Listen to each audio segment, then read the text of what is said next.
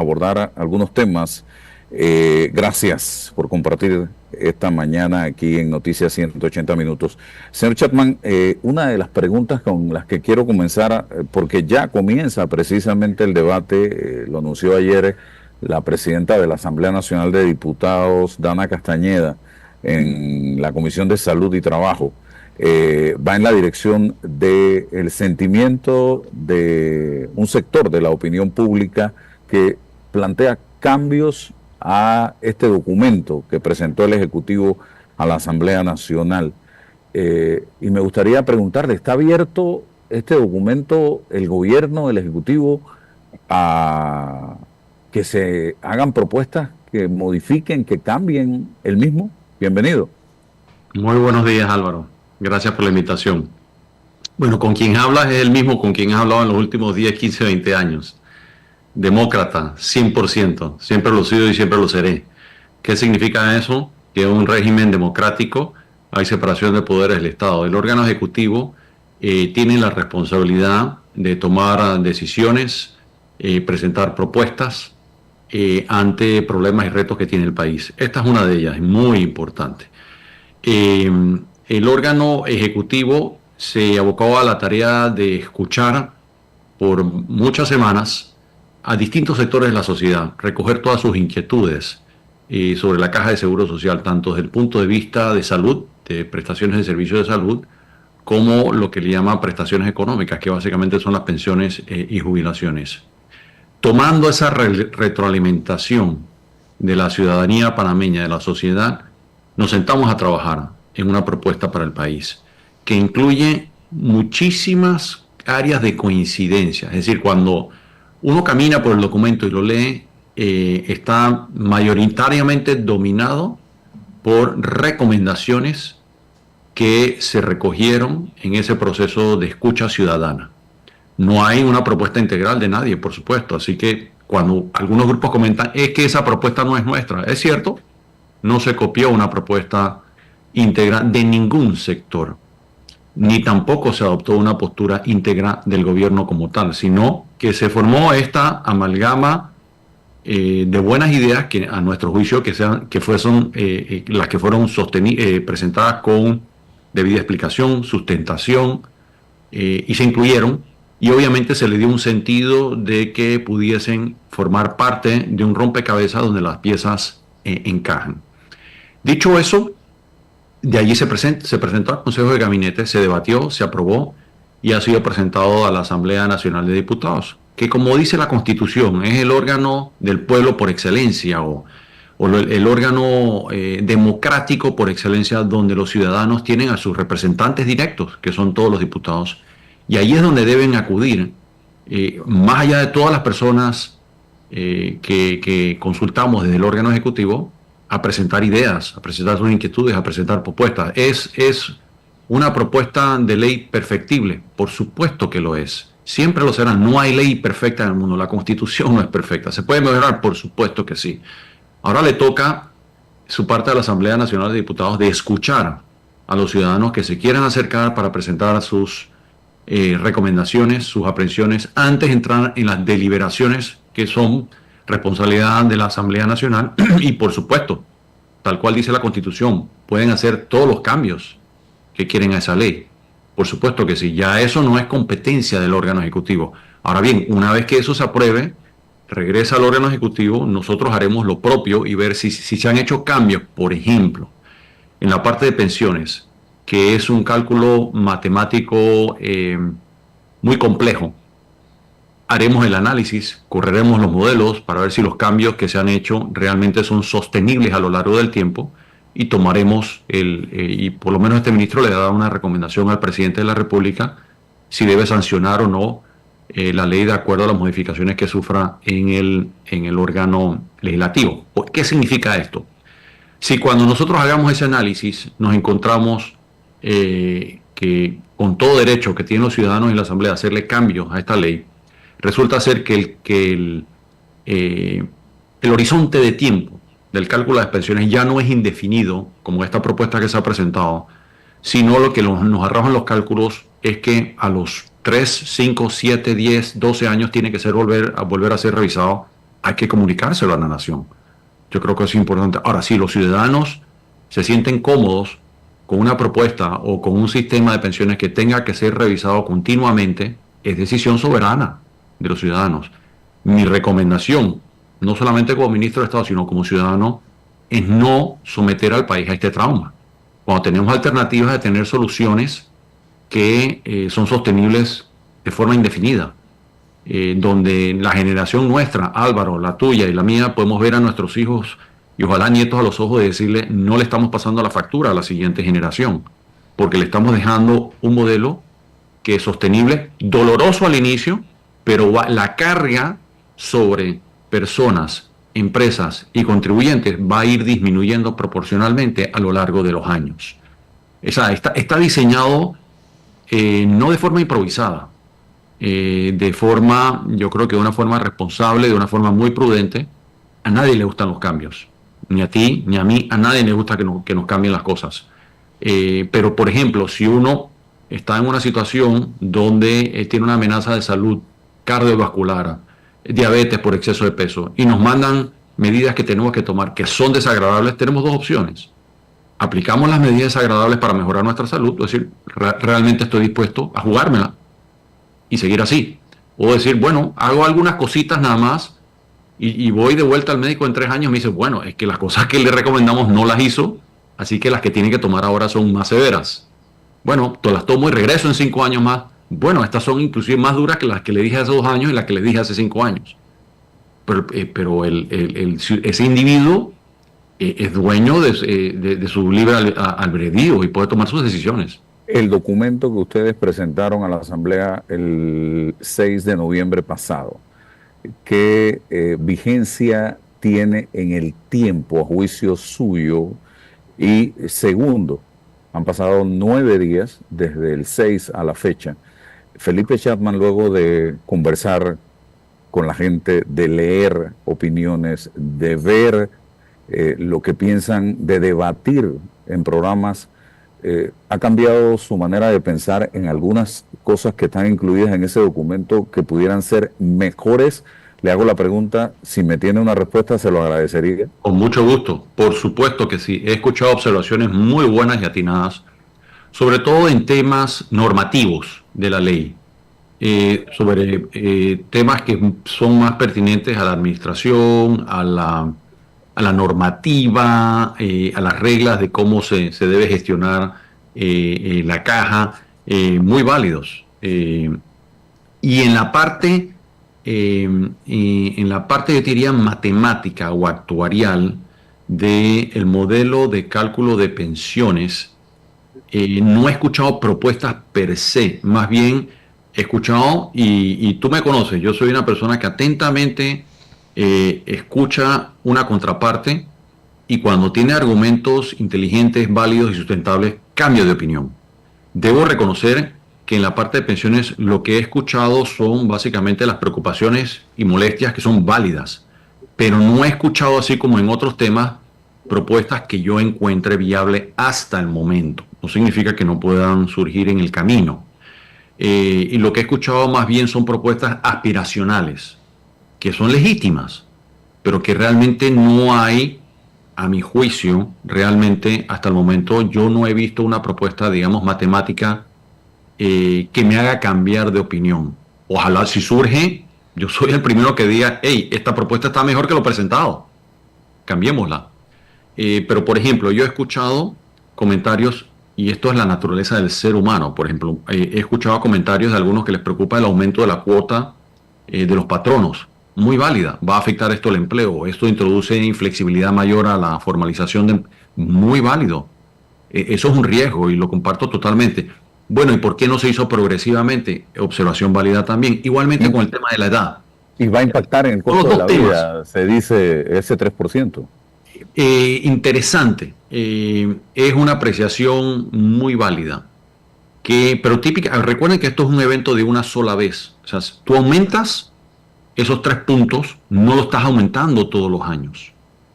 Y si quisieras mirarlo, bueno, lo que antes era 100, ahora es 103. Pero el año siguiente va a ser 103. Y el siguiente va a ser 103. O sea, eso no es algo que te va a provocar un fenómeno inflacionario. Sí te puede provocar, dependiendo del tipo de actividad, que dependa, que sea más sensible al aumento de esa cuota, es cierto, te puede provocar presión sobre los costos de producción de un bien o un servicio que te obliguen a modificar los precios. Totalmente cierto. Y no es el 3% sobre el salario, es el 3% sobre el 15% que paga el empresario. Así es. Así es. Bueno, no, es tres puntos porcentuales sobre el total. Mm. Es 3 puntos totales sobre el total. Y depende de la actividad. En algunos casos hay empresas donde si dentro, y tú eres empresario, o sea, dentro de cuando tú calculas tus costos, bueno, ¿qué me cuesta más? ¿Esos 3 puntos o me cuesta más los insumos que yo necesito adquirir para el bien que yo voy a ofrecer o vender? Entonces, no hay dos casos iguales, no es el mismo caso el de un restaurante, el que ofrece un servicio, el que, qué sé yo, que el agricultor, o sea, cada uno tiene, digamos, su composición de costos distintos. Así que no es un evento que le tiene un efecto idéntico para todo el mundo. Sí va a haber... Puede ser progresivo como Sí, se ha planteado. todo en la vida sí puede ser progresivo. A ver, igualmente con el tema de la edad. Muchas personas dicen, bueno, es que no quiero o me siento afectado porque se me están aumentando los años. Una postura es que no se toquen los años. Válida, muy válida. La otra es que se haga progresivo, muy válido también. Pero entonces de ahí regresamos, y es un debate que tuvimos nosotros construyendo la propuesta. Íbamos, el debate, íbamos y veníamos discutiendo, y no todo el mundo estaba de acuerdo con todo, como es la naturaleza humana. Y corríamos el modelo, bueno, ¿qué pasa si tocamos esta variable? ¿Qué ocurre? Bueno, si tocas esta variable, te lo sustenta por 17 años. Si tocas esta variable, te lo sustenta por 7 años. Hasta que llegamos, digamos, a un consenso entre los que estábamos haciendo la discusión técnica de las variables, donde encontramos un equilibrio de forma indefinida. Uno de mis posturas, y debo reconocer donde yo fui probablemente menos flexible, es porque yo tengo el desagradable rol de representar a los contribuyentes. Es decir, yo tengo un rol fiduciario ante el Ministerio de Economía y Finanzas. ¿Qué significa eso? Yo tengo que cuidar dinero que no me pertenece. Dinero que le pertenece a todos los ciudadanos, que viene de sus impuestos, que viene del canal, que viene de otras fuentes. Y es muy fácil sentarte en una mesa cuando es dinero ajeno, póngase todo el dinero del Estado. Digo, no, yo no voy a firmar eso. Yo voy a firmar como representante del dinero de los ciudadanos hasta donde yo creo que el Estado lo puede pagar responsablemente. Porque alegremente se puede decir, póngase 2.000 millones. En ese momento yo me paro en la mesa y me voy. Yo no voy a firmar eso. Porque eso es una soberana irresponsabilidad. Entonces, son momentos difíciles en los cuales uno tiene que tener una postura, decir, y ahí fue donde llegamos al famoso 966, donde corrimos el modelo para adelante, para atrás, para adelante, para atrás. Y en un momento dado donde yo dije, máximo, hasta aquí $1 más, y si hay $1 más, yo me paro de la mesa y me voy. ¿Y de dónde va a salir esa plata, señor Chapman? Bueno, precisamente ahí es donde yo podía justificar hasta dónde podía salir esa plata, porque yo regresaba entonces, hacía mis propios cálculos con mi equipo de cómo podíamos financiar eso. Por ejemplo, yo he escuchado a personas que dicen, bueno, auméntese, no se toque ninguna variable y simplemente auméntese el ITBMS, páguese de la fibra óptica, páguese de esto otro. Si no se tocan los 3 puntos patronales, no se toca la edad de jubilación, el monto daba, no recuerdo el número exacto, pero más allá de $3.000 millones al año. Y o sea, usted hace eso, al día siguiente casi que se duplica la tasa de interés para todos en el país. Y yo no voy a ser partícipe de ello.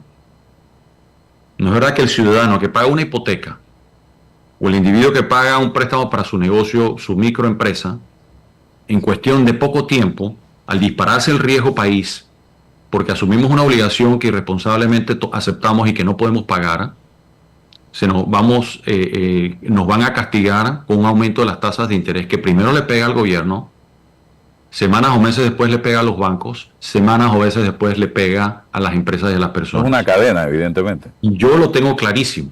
Y ante eso yo tengo muy claro cuál es mi rol ahí, es proteger al ciudadano. Y cuando llega ese momento yo digo, y yo sé que es desagradable e incomprensible, pero a mí yo soy muy responsable con el manejo de mis recursos propios y soy mucho más con recursos ajenos que no me pertenecen. Y ahí sí soy inflexible, con los recursos que no me pertenecen, los voy a defender con toda mi energía. Y eso es lo que yo me he propuesto. Entonces, cuando decían no tocar esas cosas, yo digo, para eso entonces no hagamos nada. Yo simplemente, como ministro de Economía, en representación de los ciudadanos, yo no puedo aceptar que se le pida que los ciudadanos pongan 3.000, 4.000, 5.000 millones de dólares. Pero esos más de 900 millones de dólares se representan menos inversiones del Estado en proyectos de infraestructura, por ejemplo, para el país.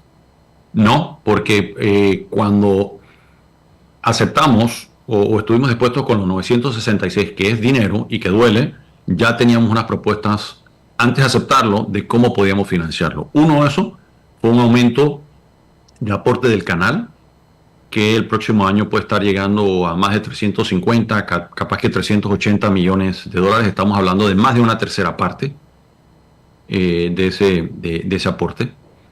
Estamos hablando también, por ejemplo, de algunas medidas que se pueden tomar para aumentar la recaudación, como suspender, en el peor de los casos, o eliminar algunas medidas que legalmente permiten pagar menos impuestos. Uso de créditos fiscales, uso de otros instrumentos que permiten reducir el pago de impuestos legalmente, pero hay un momento dado donde hay que corregir eso, porque Panamá tiene unos niveles de ingresos versus de ingresos tributarios versus nuestros países en el vecindario, que estamos entre los más bajos. Y entre los más bajos, producto, uno, de instrumentos legales que así lo permiten, y sabemos que en Panamá hay una evasión. En todos los países hay evasión, pero en Panamá en particularmente, por ejemplo, en el ITBMS, la evasión es enorme. Y hay con tomar medidas, simplemente con que el ciudadano se ponga más exigente, decir, y esté consciente, oye, yo sé que ese ITBMS, parte importante de eso va para pagar mi jubilación, o la de mi madre, o la de mi hermano, y además va para los medicamentos que necesita mi familia, yo voy a pedir mi factura. Precisamente me gustaría que usted brevemente me resuma la importancia de por qué tenemos que exigir la factura fiscal, porque veo, por ejemplo, cuando salgo a comer con la familia a un restaurante, me dan lo que es la precuenta, me cobran y se fueron, se perdieron y no regresan. Sí, es una violación a la ley. Entonces, como dicen en el argot, se necesitan dos para bailar tango. Quien no te la entrega y quien no la exige. Porque a veces me dicen, fíjase que estuve en esta transacción en una tienda y evadieron impuestos. Y yo le digo, ¿cómo se evadió? Yo llegué, hice la compra y no me entregaron la factura, metieron el dinero en un cajón y me fui. Perdón, por ahí fueron dos quienes participaron de esa evasión fiscal. Quien vendió y quien compró. Porque quien compró tiene no solamente el derecho, sino la obligación ciudadana de decir, entrégame mi factura. Entrégame esa factura fiscal donde sale el 7% del ITBMS, porque ese dinero va para pagar medicamentos, se usa para pagar pensiones con esta reforma, se usa efectivamente para caminos, carreteras, escuelas, hospitales. En el caso de la Caja de Seguro Social es simple. Pide tu factura fiscal, que ahí está tu jubilación. Pide tu factura fiscal, que hay tantos medicamentos. Y si no te la dan, y yo como puedes eso. Presentar la denuncia. Totalmente. Presentar la denuncia, y presentas la denuncia, y créeme, y al día siguiente va a tener una batería de inspectores allí. Eso es muy importante que la gente lo sepa. Porque también te preguntan, ¿a nombre de quién? Deme su correo, deme... O sea, si yo digo una factura fiscal normal, ¿también vale? Por supuesto que vale, uno la puede pedir sin nombre y nada más es chequear que en efecto esté el cálculo bien. Cuando uno la pide con nombre, por ejemplo, cuando profesionales presentamos una declaración de renta, hay facturas que la ley te permite aplicarlas o incluirlas en tu declaración de renta, sino la totalidad, algunos ítems como medicamentos, por ejemplo. Entonces, tú pides esa factura y típicamente sí, la pides a tu nombre. Y tu nombre, en mi caso, Felipe Chapman, doy mi número de cédula, dígito verificador 00, y yo sí pongo mi correo electrónico. Pongo mi correo electrónico y mi número. Y el correo electrónico, ¿por qué lo pongo? Porque inmediatamente, no todos, pero tal vez les ha pasado, tienes muchos comercios donde inmediatamente te mandan la factura Claro. fiscal por correo. Es más, hay algunos que dicen, ¿lo puedo poner en nuestra base de datos? Le digo, sí. Y la siguiente vez, por ejemplo, vi que tenías un anuncio ahí de las farmacias Arrocha. A la farmacia Arrocha, que voy con alguna frecuencia a comprar una que otra cosa, me preguntan, ¿quiere su factura fiscal impresa o por correo? Le digo, envíamelo por correo. Y además está el ahorro del papel, ¿no? Además es una decisión ambiental o ecológica. Y la recibo en mi correo, que es me gusta más. Que me gusta Ayer, más. ayer hablábamos con el licenciado Felipe Argote y Lisbeika está allí también, y él hablaba de un tema que dejó preocupado a mucha gente, y es que decía que con el nuevo sistema la persona que cotiza toda su vida, al momento de jubilarse, le van a pagar el 58% de lo que aportó, calculado en un periodo de tiempo de 15 años y dividido en el 20% mensual. Falso. Es más, Explíquese eso. repito, falso. Falso de total falsedad. Y es importante hablar con la verdad, alto y claro. Se va a poner a disposición del público unas calculadoras que espero yo que sea hoy o mañana en un sitio web que se estará anunciando prontamente, donde cada quien va a poder hacer sus cálculos. Bueno, va a ser un simulador, no es que pones tu número de cédula y calculas tu propia pensión. Va a ser algo simulador donde cotizas un ejemplo de pensión para Juan Pérez. E ingresas los números y puedes ver, en el caso de Juan Pérez, cómo sería su jubilación con el sistema actual y cómo sería con el sistema propuesto. Yo he hecho personalmente un montón de pruebas. En todas me sale que en el modelo, en el simulador y que en la propuesta de reforma obtiene una pensión mayor a la que obtienes en el sistema actual. Ahora bien, hablemos del sistema actual. ¿Qué pasa si no hacemos nada? Uno, el que está en el subsistema de beneficio definido, no hacemos nada, el próximo año ya va a estar recibiendo, si es una persona que recibe una pensión de $1,000, 1,000 balboas, digamos un ejemplo simple, 500 si quiere, usemos 1,000 para usar números redondos. De esos 1,000, en el año 2025, muy probablemente va a estar recibiendo 870 balboas, simplemente porque se agotó ya el sistema. En el año 2029 va a estar recibiendo, en el mejor de los casos, casi 500 balboas, menos de la mitad. En el subsistema mixto, que tuvo fallas desde su creación, y yo lo he venido diciendo por años, y que debía revisarse cada 2 o 3 años, que nunca se revisó tampoco, está ocurriendo lo que ya se había anunciado con ambos subprogramas. En el mixto, la pensión típica te iba a salir como en 40%, 40 y tanto por ciento. Con la propuesta, tanto de ambos subsistemas, van a estar recibiendo el de beneficio definido, que era en función del beneficio establecido, va a recibir una pensión como mínimo lo mismo que recibían bajo el sistema actual. Y en muchos casos va a ser mejor. En el mixto, no puedo decir que la totalidad, pero una parte mayoritaria van a recibir una pensión sustancialmente mejor que lo que reciben en el modelo actual. ¿Por qué? Porque va a haber un aumento de ingresos muy importante que viene del aumento de la cuota de los patronos, un aporte muy grande del Estado, que es 966 millones de balboas, que no es poca cosa. Pronto eso sería lo equivalente a 1% del tamaño de la economía. Y el estirar edades después de transcurridos 7 años también da lo equivalente a 3 años más de ahorro, que sumado a una mayor rentabilidad de los ahorros o las reservas, tiene un poder el valor de lo que le llaman el valor compuesto del dinero donde tú vas sumando, tengo 100 más los intereses que gané, más los intereses del siguiente año, que te va creando un bolsón de ahorro muy grande que va a poder y permite producir mejores pensiones. Ahora bien, yo no pretendo que todo el mundo esté de acuerdo con esto, pero los números no mienten. Y eso es lo que arroja el modelo. Así que cuando se dice lo contrario, pueden usar las calculadoras y verlo. Sobre las inversiones es importantísimo. Las inversiones de la Caja de Seguro Social por los últimos 50 años han producido rendimientos muy por debajo del mercado. Simplemente con tomar medidas, es más, no tienes ni que aumentar el riesgo, puedes mantener el mismo nivel de riesgo o inclusive bajar el nivel de riesgo y duplicar el nivel de ingresos y rendimientos.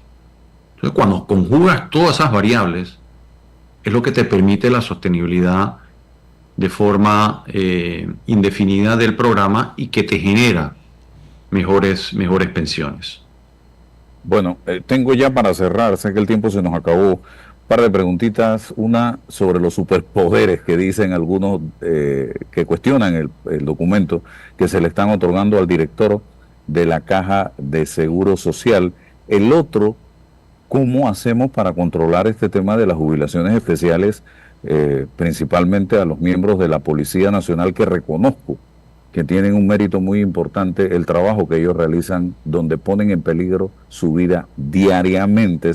Y lo tercero, ya para cerrar, CONUSI nos decía que este documento abre el espacio, la puerta para volver a entrar en el tema de la discusión de la minería, ya que habla de inversiones en minería legal. Esos 3 puntos y cerramos. Dice que el documento habla de eso, de recursos para invertir, que se pueden invertir en minería legal. Ok. Estoy aquí anotando poderes del director. Jubilaciones especiales a la policía y el tema poderes, uno. Poderes, lo que llaman poderes del director. He escuchado mucho, es una preocupación válida. Reitero, y aquí va a encontrar un ciudadano ávido a escuchar preocupaciones y propuestas. Y he prestado atención a muchos de esos comentarios. Ahora bien, paradójicamente que estos poderes que se le asignan, y no lo estoy defendiendo, no, me estoy remitiendo nada más a los hechos. ¿Cómo surge esto? Esto surge de las mesas de trabajo de salud, donde se escucharon a distintos grupos.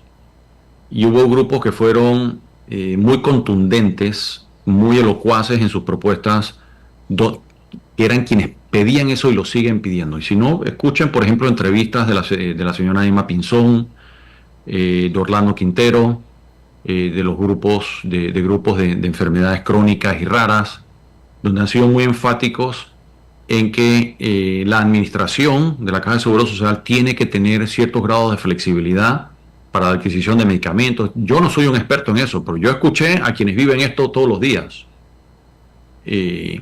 Ahora bien, si Ciudadanos tiene mejores propuestas que la de estos grupos, amén, bienvenido. Pero esto no surgió de la propuesta del Ejecutivo unilateralmente. Nuevamente digo, la gran mayoría de las cosas que están en esta propuesta vienen de lo que se escuchó en esos procesos, incluyendo ese punto. Ese punto lo pidieron representantes de pacientes y de asegurados. Y que me imagino yo cuando van a ir a la asamblea y van nuevamente a desarrollar su punto de vista. Probablemente, y hasta duele decirlo, y es algo que ellos vienen diciendo por décadas y que ellos dicen que ellos lo sufren. Que por lo que he visto en el debate ciudadano, muy probablemente tal vez no sea acogido.